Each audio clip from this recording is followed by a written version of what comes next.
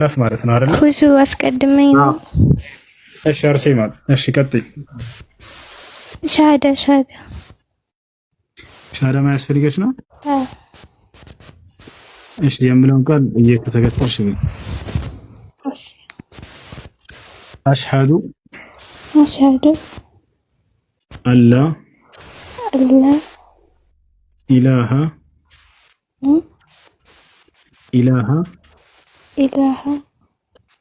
ኢላላህ ወአሽሃዱ አነ ሙሐመደን ረሱሉላህ።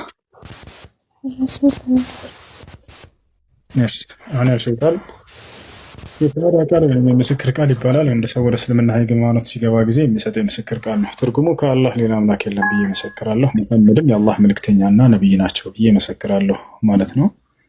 ከዚህ በኋላ ሙስሊም ሆነሻል። አንድ ሰው እስልምና ሲቀበል የሚያገኘው ጸጋ ምንድን ነው ከአምላኩ ከተባለ ያለፈ ኃጢአት ሁሉ ይማርለታል። ትልቁ ጸጋ እዚህ ዓለም ላይ ከኃጢአት ንጹህ ሆኖ መገኘት ነው። አላህ ለሰለሙ ሰዎች መጀመሪያ የሚሰጣቸው ስጦታ የነበሩበትን መንገድ ይቅር ይላቸዋል። ያለፈውን ኃጢአታቸውን ሁሉ አያስብባቸውም፣ ንጹህ አድርጎ ይቀበላቸዋል። እንዲሁም በቀጣዩ ዓለም ከሞት በኋላ ትልቁ ጸጋ ምንድን ነው?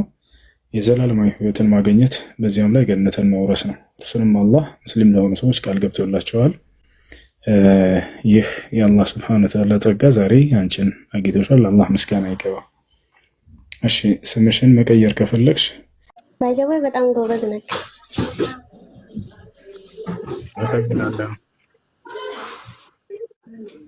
እና እንትን አሁን ማንኛውም ሰው ምንም አይነት እምነት ባይኖረውና ምንም አይነት ኃጢአት ባይሰራ ሲወድ ይገባል ትላለህ? ያለ እምነት ኖሮ ግን ኃጢአት ሳይሰራ ቢኖር እምነት ሳይኖረው ማለት ነው። እሺ ነው አልገባ ገብቶኛል። እሺ ያለምንም እምነት ሳይኖር የሚለው የአምላክ በነቢያት አምላክ የፈጠረብን ዓላማ አለ። እርሱም በብቸኝነት እንድንገዛ ነው።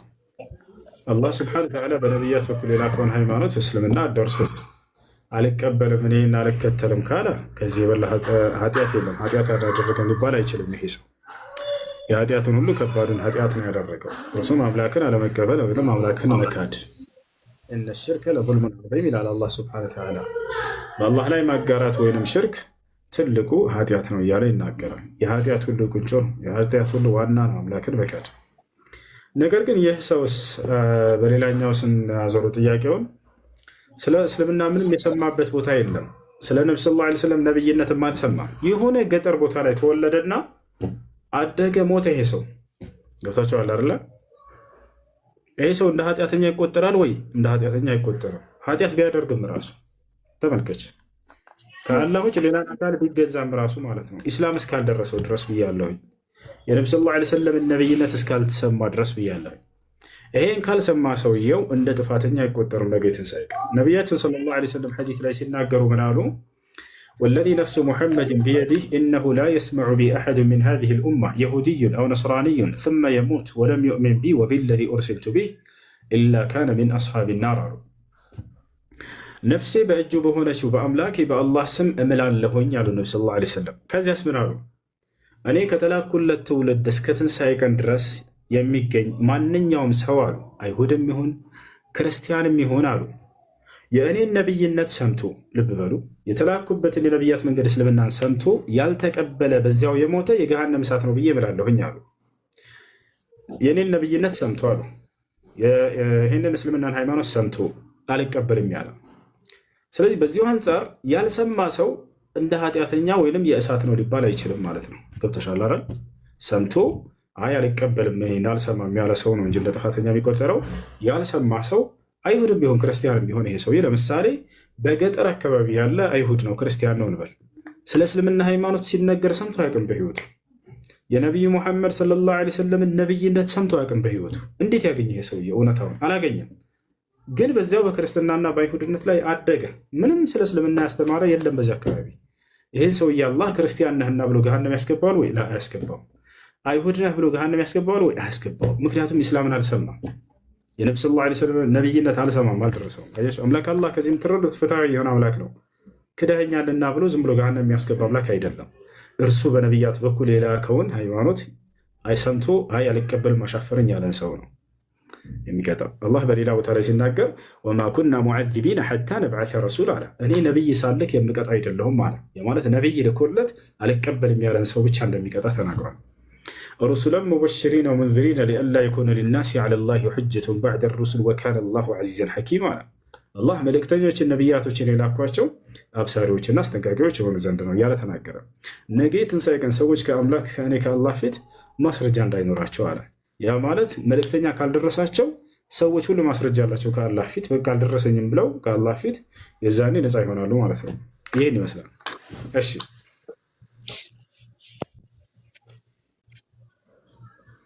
ሌላ ጥያቄ አለሽ?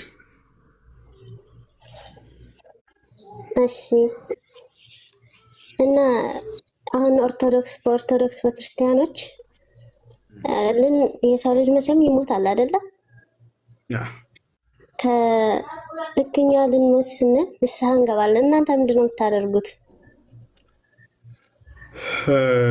እኛ አንድ በኢስላም መንገድ ላይ መኖራችን ወደ ጀነት እንደምንሄድ ትልቁ ማረጋገጫችን አንደኛ እሱ ነው። ልክ እንዲሁ ሰው በዚያ መንገድ ላይ ቢሞትም እስከ መጨረሻ ህይወት በዚሁ ቀጥሎ ቢሞትም አላህ ስብሐነሁ ወተዓላ ይቅር ይለዋል። ንስሐ የሚያስፈልገው ለምንድን ነው ከተባለ ኃጢአት ያደረገ ሰው ከኃጢአቱ ምህረትን ለማግኘት።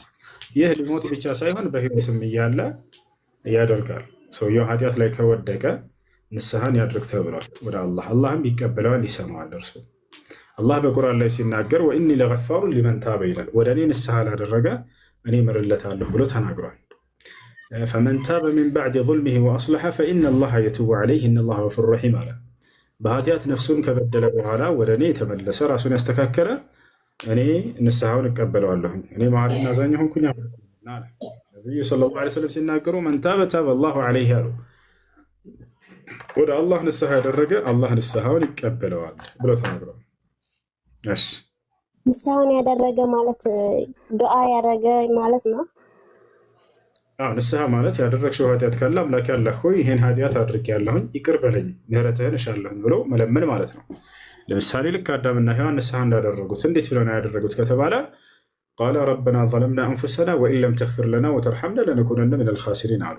ጌታችን አላህ ሆይ በኃጢአት ነፍሳችንን በድለናል፣ ማረን፣ እዘንልን። የማታዝንልን ከሆነና የማትምረን ከሆነ ግን ከከሳሪዎች እንሆናለን ብለው ወደ አላህ ንስሐ አደረጉ።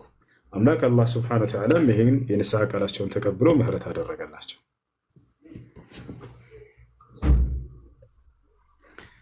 እሺ እሱን ተከተሉ ካለ አሁን ለምሳሌ በእኛ መጽሐፍ ቅዱስ አንድም ቦታ ላይ አላህን ተከተሉ ወይም ደግሞ መሐመድን ተከተሉ የሚል አንድም ቦታ ላይ የለም። በእኛ መጽሐፍ ቅዱስ ነው ምልክ።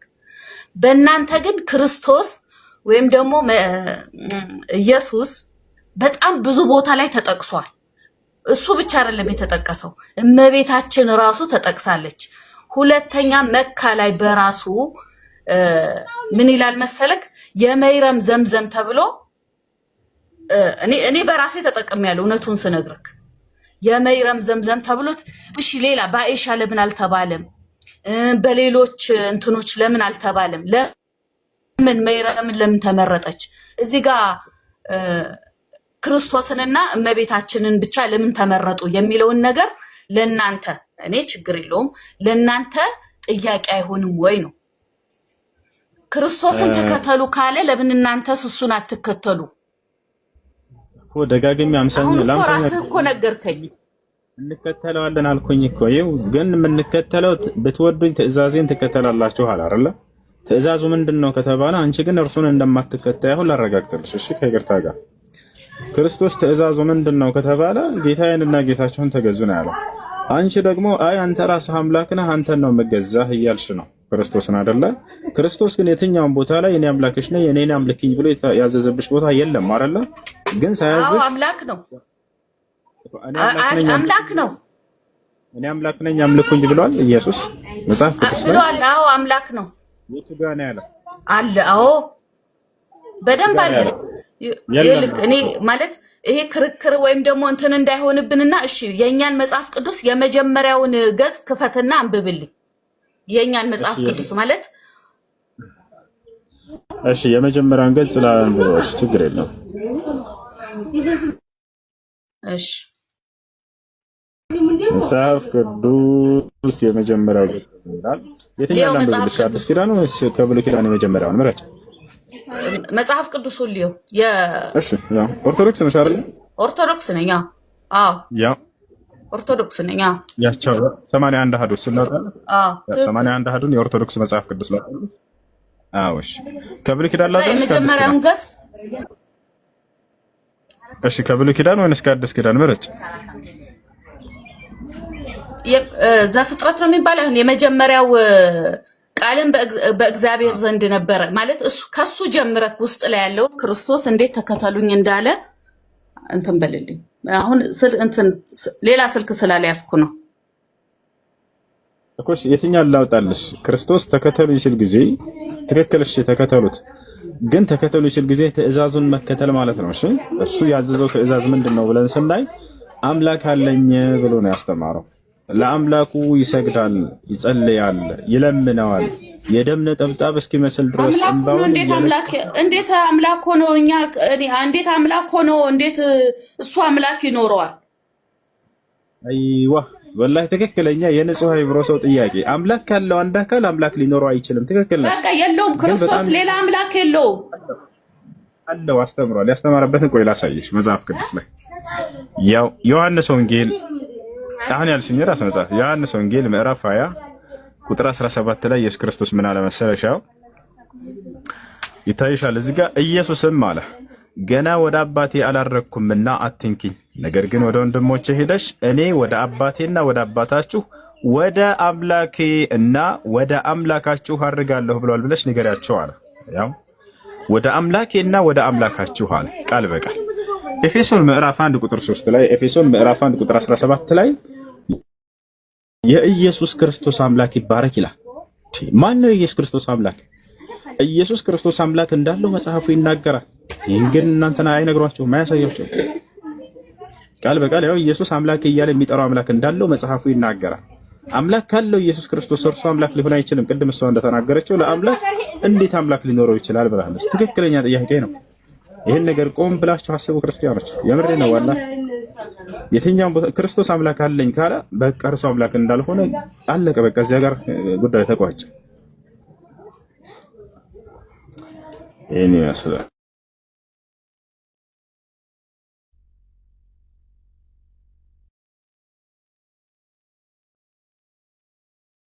መስኪ ሰላም፣ እንዴት ነሽ? መስኪ አለሽ? አሎ መስኪ ይሰማል? ትስማኝ ከላም ወላ ሰላም ነው? ሰላም አለ። እንዴት ነሽ? ደህና ነሽ?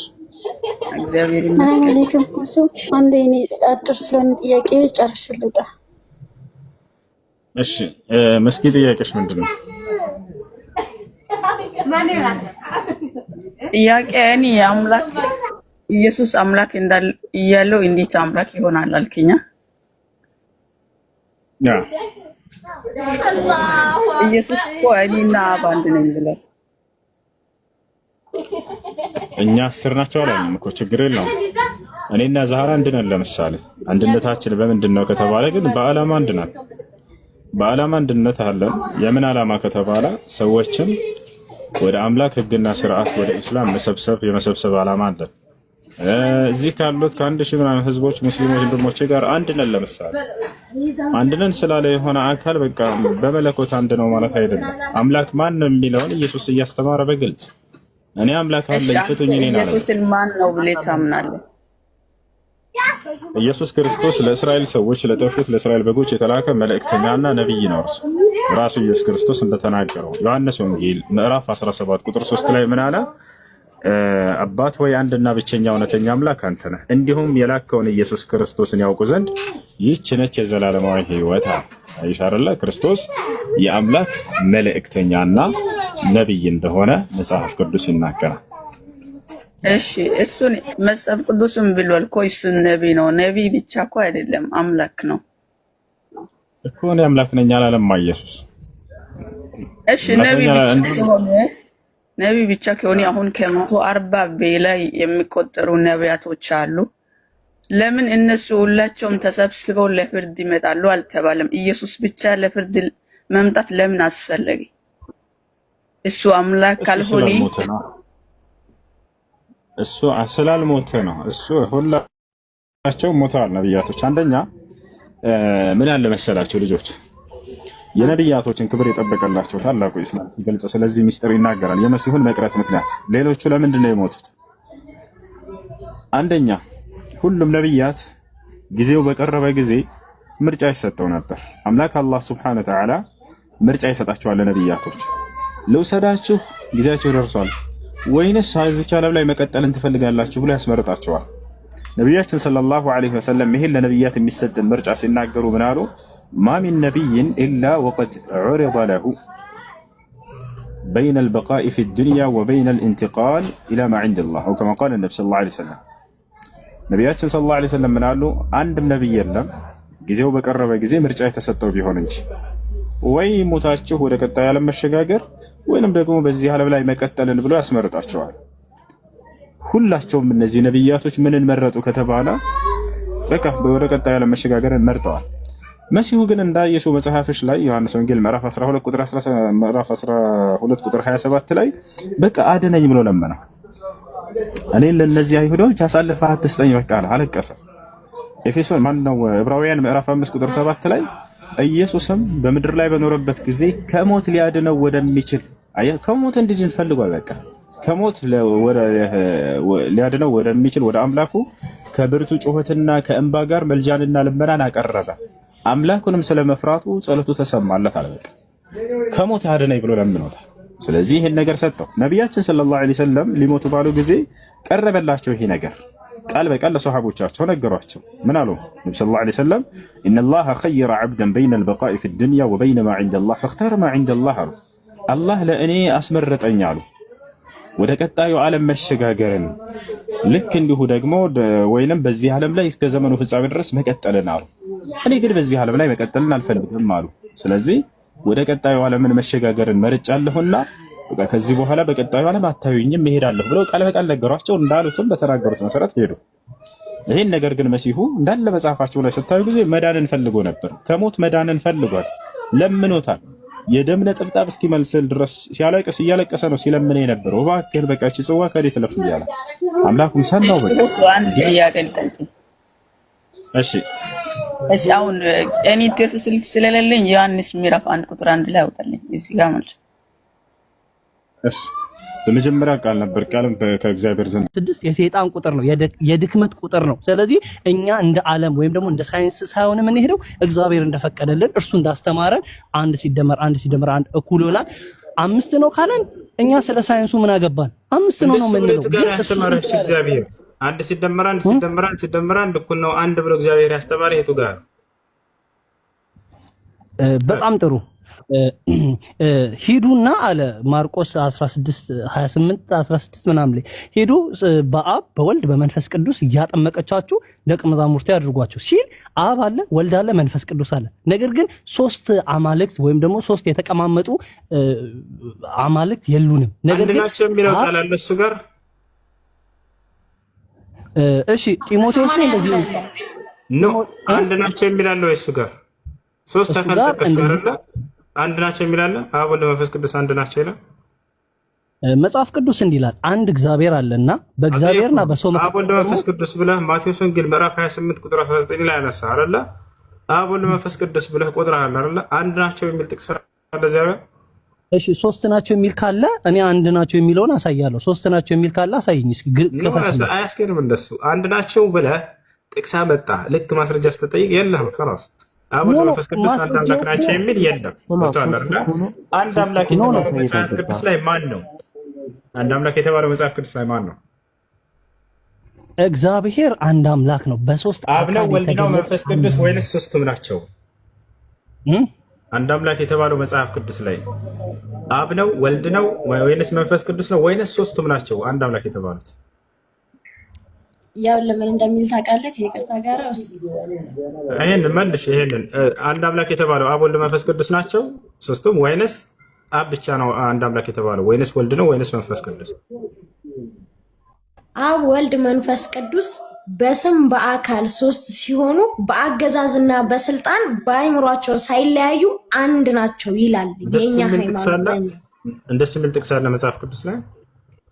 አሁን እስሬ ስለሌለ ነው እንጂ አመጣልካለሁ በቀጣይ ቀን የሚገባትን አመጣልካለሁ። በቃ እሺ፣ በሌላ ጊዜ እዚህ ውስጥ መጫን እና ማስረጃው አመጣልካለሁ።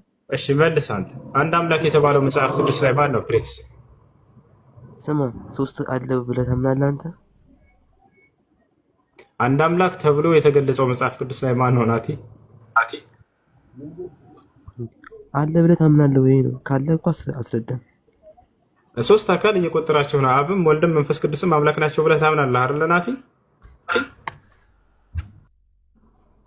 ናቲ ሚዩት ተናሳውሽ ሚዩት አታድርግ። እሺ ብዙ አሁን የጠየከኝን ጥያቄ እኔ አሁን አንድ አምላክ ብዬ እማምንበት ብዙ ጥቅሶች አሉ። ለምሳሌ ብሉይ ኪዳን ላይ ከአስርቱ ትእዛዝ መካከል እስራኤል ወይ ልጨርሳ ትንሽ አንድ ደቂቃ አውቀህ ጥያቄውን እንትን እያልክ ነው። አንድ ፖይንት በደንብ የማውቅ ሰው ነኝ። አዳምጥ አንድ ጊዜ። አንድ አምላክ የተባለው መጽሐፍ ቅዱስ ላይ ማን ነው? ምርጫ ሰጠሁህ። አብ ነው ወይንስ ወልድ ነው ወይንስ መንፈስ ቅዱስ ነው ወይንስ ሶስቱም ባንድ ናቸው? አይ አንለያቸውም፣ እኛ ለኛ አንድ ናቸው። ከላይ አብ ነው አለ። ምን ትያለሽ? አብ ነው አንድ አምላክ የተባለው ይላል። ትክክል ነው ሳምሪ? ሶስት ናቸው ሳምሪ፣ አንድም ሶስት ናቸው። ቆይ እንደዛ ነው ጥቅስ የለም። አንድ አምላክ የተባለው ማን ነው? ወላሂ ፕሪንስ በትክክል መለሰው። ይሄ ልጅ ለቃሉ የሚመጣው ነው። አንድ አምላክ የተባለው ማን ነው? ንገራቸው። አብ ነው ሲል ኢየሱስ ክርስቶስ ምን አለ? እኔ ከአብ ወጥቼ መጥቻለሁ አለ። መንፈስ ቅዱስም ከአብ እንደወጣ እንረዳለን። ስለዚህ አብ ማለት አባት ወይም ደግሞ ምንጭ፣ የሁሉ ነገር መገኛ፣ የሁሉ ነገር መገኛ ነው። ምንጭ አንድ አምላክ የተባለው አብ ነው እንጂ እንደ ክርስቲያኖች እምነት አብ ወልድ መንፈስ ቅዱስ አንድ አምላክ ነው የሚል ጥቅስ የለም አይደል መጽሐፍ ቅዱስ ላይ? ይሄን አረጋግጠናል። ይሄን እውነት አፈንዳው ቶሎ መለስ። አዩ አብ ወልድ መንፈስ ቅዱስ የሚል እኮ የማርቆስ ወንጌል ላይ እኮ ተስማምተናል አይደል? አብ አለ ወልድ መንፈስ ቅዱስ አንድ አምላክ ናቸው የሚል ጥቅስ የለም ብለህ ቅድም እሱን መልሰሃል አይደል? አንድ አምላክ ነው። ከአንድ አምላክ ውጭ እኔ ማምነው መማመልከውም የለም። አንዱ አምላክ የተባለው አብ ነው። ቅድም ደግሞ አብ አንድ አምላክ፣ አብ ወልድ መንፈስ ቅዱስ አንድ አምላክ ናቸው የሚል ጥቅስ የለም መጽሐፍ ቅዱስ ላይ ብለሃል አይደል? ቃልህማ እንዳታጥፍ መስክራ ፕሪንስ። እኔ ቃሌን አላጥፍም።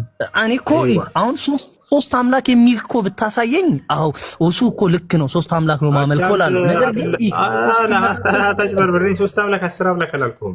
አብ ወልድ መንፈስ ቅዱስ አንድ አምላክ ናቸው የሚል ጥቅስ መጽሐፍ ቅዱስ ላይ የለም። የክርስትና እምነት መሰረት ሆኖ ሳለ ግን ማስረጃ የለውም። አንደኛ ይሄ ነው። ሁለተኛ አንድ አምላክ የተባለው ማን ነው መጽሐፍ ቅዱስ ላይ ከተባለ አብ ነው ብለህ መስክርሃል አይደል? አብ ማለት የሁሉ ነገር መገኛ ነው ለማለት እንጂ ኢየሱስ አምላክ አይደለም። አካሎች ከሶስት አካሎች አንዱ አካል ብቻ ነው አንድ አምላክ የተባለው አይደል? አዎ አንድ አምላክ እንደሆነ እኮ ኢየሱስ ክርስቶስ ራሱ እኔና አብ አንድ ነን ብሎናል እኮ። ይሄንን እኮ ማመን ይቻላል። ስንት ናቸው የሚል አይደለም ጥያቄው። 10 ናቸው ወይስ ስንት ናቸው ሳይሆን ጥያቄው አንድ አምላክ የተባለው ማን ነው?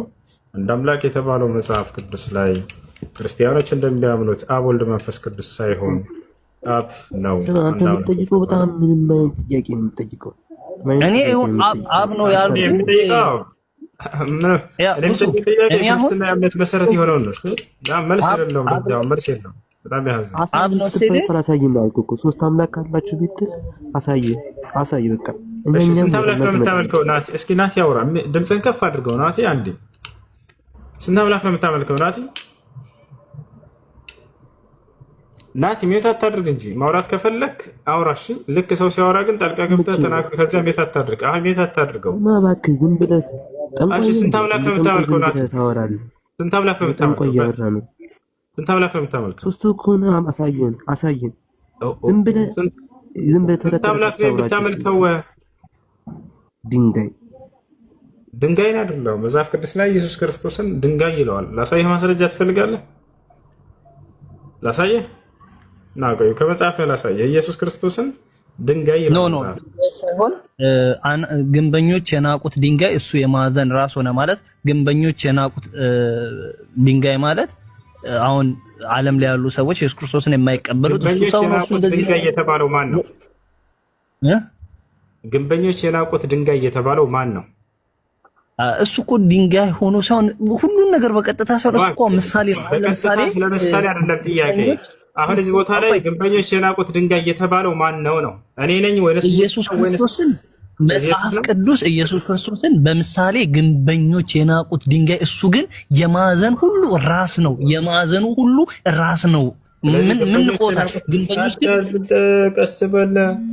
አሁን ምሳሌ ንግግር ነው የሚለውን ችግር የለውም እቀበልሃለሁ እኮ። አይ አንድ ቤት አድርጉት። ምሳሌ ንግግር ነው የሚለውን ከዛ በኋላ እንቀበልሃለን። ግን ይሄ ጥቅስ ማንን አስመልክቶ ነው የተባለው? የማዕዘን ራስ ድንጋይ የተባለው ማን ነው? መጽሐፍ ቅዱስ ላይ የማዕዘን ራስ ኢየሱስ ክርስቶስ ነው። ያው የማዕዘን ራስ ብለህ ዝም አትበል። ቃሉን ሙሉ አንብቦ የማዕዘን ራስ ድንጋይ የተባለው ማን ነው? መጽሐፍ ቅዱስ ላይ ኢየሱስ ክርስቶስ ነው። አሜን ነው ጌታ። አሁን ማብራራት ትችላለህ። ስለዚህ ድንጋይ ተብሏል ኢየሱስ ክርስቶስ። አመሰግናለሁ።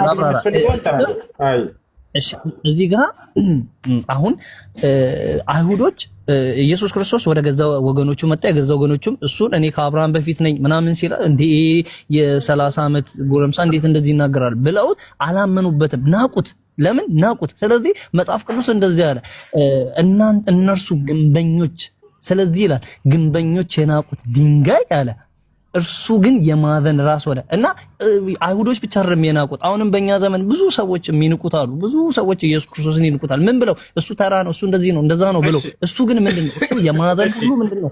ራስ ነው።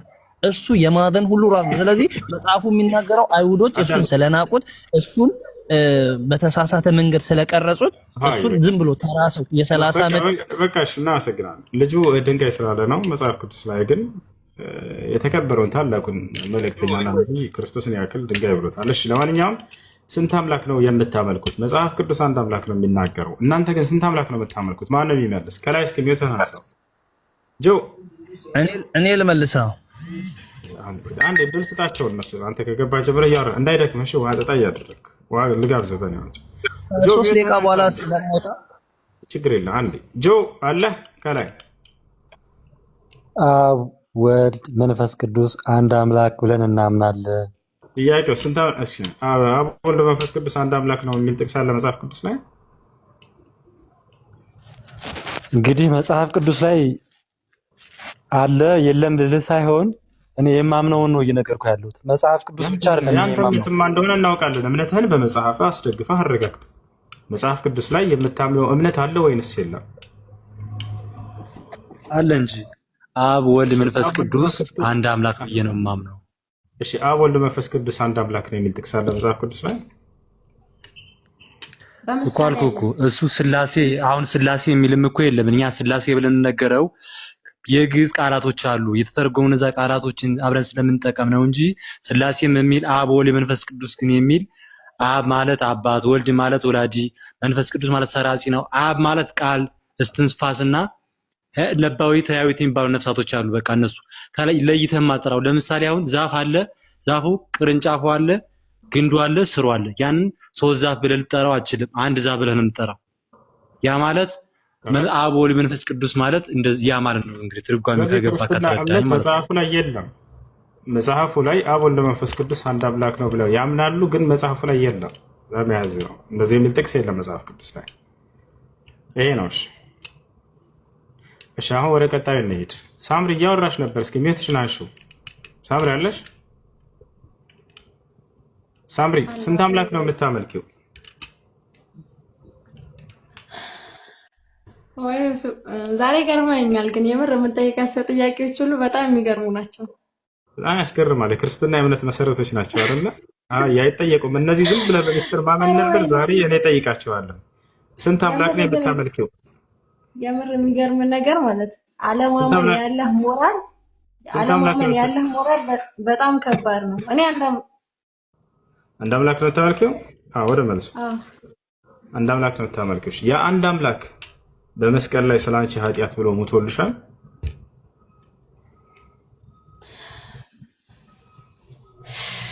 ይገልጸዋል። መልሽና ወደ ቀጣያቸው እንድንሄድ። እሺ የአንድ አምላክ ስላንቺ ኃጢአት ብሎ ሞቶልሻል መስቀል ላይ? አዎ። በጣም ጥሩ። መስቀል ላይ ከሞተልሽ አምላክ ውጭ ሌላ አምላክ አለ? የለም። አንድ ነገር ልንገር ከይቅርታ ጋር በጣም እያዛነፍከው ነው ያለው። ወደ መልሱ ግቢ እንትና ሳምብ በኋላ እናወራለን ስለማዛነፉ። መስቀል ላይ ከሞተልሽ አምላክ ውጭ ሌላ ያልሞተ አምላክ አለ የለም?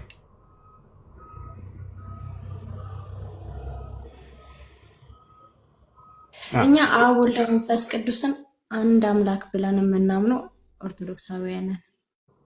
እንደሱም እንደምታምኑማ እናውቃለን፣ ግን ማስረጃ የለውም። በጣም የሚያሳዝነው መጽሐፍ ቅዱስ ላይ እሱ ነው። እሺ አሁን መስቀል ላይ ሞቶልኛል አምላኬ ብለሻል። ከእርሱ አምላክ ውጭ ሌላ አምላክ የለሽም? መስቀል ላይ ከሞተ ውጭ ሌላ አምላክ የለም ወይንስ አለ?